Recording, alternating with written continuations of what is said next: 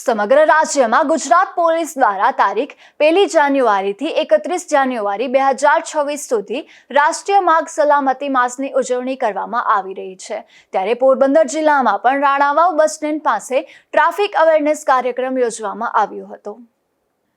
Porbandar traffic શાખાના police inspector ML આહિરના માર્ગદર્શન હેઠળ રાણાવાવ બસ સ્ટેન્ડ પાસે ટ્રાફિક અવેરનેસ કાર્યક્રમ યોજવામાં આવેલો હતો, જેમાં ટ્રાફિક ટીમ દ્વારા લોકોને માર્ગદર્શન આપવામાં આવ્યું હતું કે ભારત દેશમાં દરરોજ વાહન અકસ્માતમાં 450 અને ગુજરાત રાજ્યમાં 20 કરતાં પણ વધુ લોકો કે જે એકદમ સ્વસ્થ નિરોગી હોવા છતાં મૃત્યુ પામે છે, જે ચિંતાનો વિષય છે। વાહન ચાલકો દ્વારા ટ્રાફિક નિયમો જેવા કે ચાલુ વાહને મોબાઈલ ફોન નો ઉપયોગ, હેલ્મેટ ન પહેરવો, સીટ બેલ્ટ ન બાંધવું, રોંગ સાઈડમાં વાહન ચલાવવું, ઓવર સ્પીડથી વાહન ચલાવવું, વાહનમાં પરમિટ કરતાં વધુ પેસેન્જર બેસાડવા અને નિયમ વિરુદ્ધ ઓવરટેક કરવો સહિતના નિયમોનો ભંગ કરવાથી ગંભીર તેમજ જીવલેણ અકસ્માતો સર્જાતા હોય છે, જેથી આવા અકસ્માતો નિવારવા ટ્રાફિક નિયમોનું પાલન કરવા જણાવવામાં આવ્યું હતું। આ ઉપરાંત લોકોને રાહવીર યોજના વિશે માહિતી આપવામાં આવી હતી કે આ યોજનાનું પહેલા ગુડ સમરિટન યોજના નામ હતું અને તેમાં અકસ્માતમાં ઘવાયેલ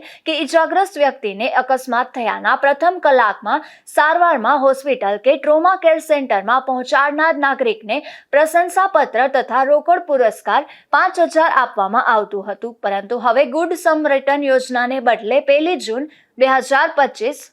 થી સરકાર તરફથી રાહવીર યોજના અમલમાં મુકાય છે, જેમાં સરકારે રોકડ પુરસ્કારની રકમ 5,000 થી વધારીને 25,000 કરવામાં આવેલ છે। આ રાહવીર યોજના હેઠળ અકસ્માતમાં ઘાયલ કે ઇજાગ્રસ્ત વ્યક્તિને નિસ્વાર્થ ભાવે મદદ કરનાર નાગરિકને રાહવીર પ્રશંસાપત્ર અને ₹25,000 રોકડ પુરસ્કાર સરકાર તરફથી આપવામાં આવે છે। આ યોજના હેઠળ કોઈ પણ માર્ગ અકસ્માતની ઘટનામાં લોકો પોલીસની પૂછપરછથી પણ દૂર રહેવા માંગતા હોય છે, તેને ધ્યાનમાં રાખી રાહવીરોની પોલીસ પૂછપરછ થશે નહીં, જેથી ઉપસ્થિત લોકોને જ્યારે પણ આપની નજર સમક્ષ માર્ગ અકસ્માત થાય ત્યારે પોલીસનો ડર રાખ્યા વગર અકસ્માતમાં થયેલ ઇજાગ્રસ્ત ઘાયલ વ્યક્તિને મદદરૂપ થવા ટ્રાફિક પોલીસ દ્વારા અપીલ કરવામાં આવેલ હતી। આ કામગીરીમાં ટ્રાફિક શાખાના PSI KB Chauhan, ASI KB Parmar, woman police constable Renuben Bambhaniya તથા ભીખુભાઈ રાણાવાયા તથા મયુરભાઈ બાલસ તેમજ ટ્રાફિક બ્રિગેડ